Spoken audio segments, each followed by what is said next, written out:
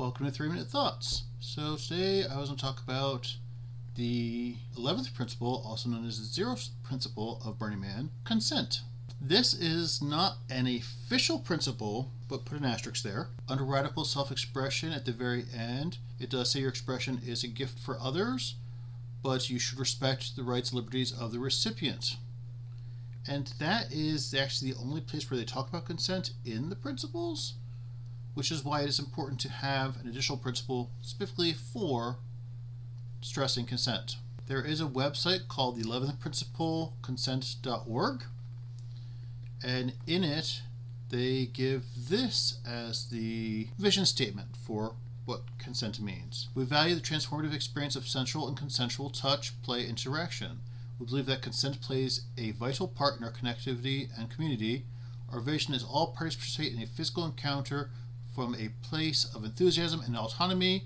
Consent must be explicitly granted from an individual who is clearly in a state of mind and able to grant it. Fairly straightforward. Now, I do understand in the 2018 handbook for Burning Man, which I should have a copy somewhere because I was there in 2018, they do talk about consent.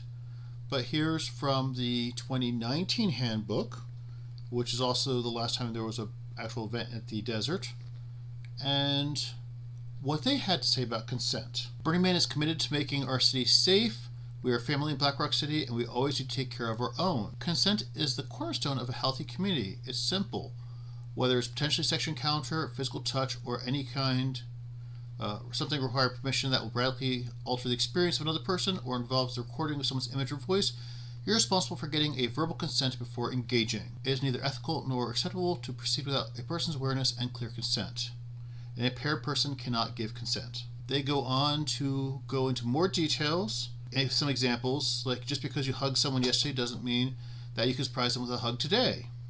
Surprise contact isn't always wanted, even if it's affectionate. Gifts, you should disclose what you're giving, even if it's something that you think is innocuous. People have sensitivities and allergies. Part of what I mentioned about gifting is a person should be able to say no, that you don't want a gift for it to be considered a gift. Food, you should disclose what's in foods. You shouldn't be dosing people. And if you take photographs, even if someone says you can take their photograph, that doesn't mean you can put it up online. You need consent for that as well.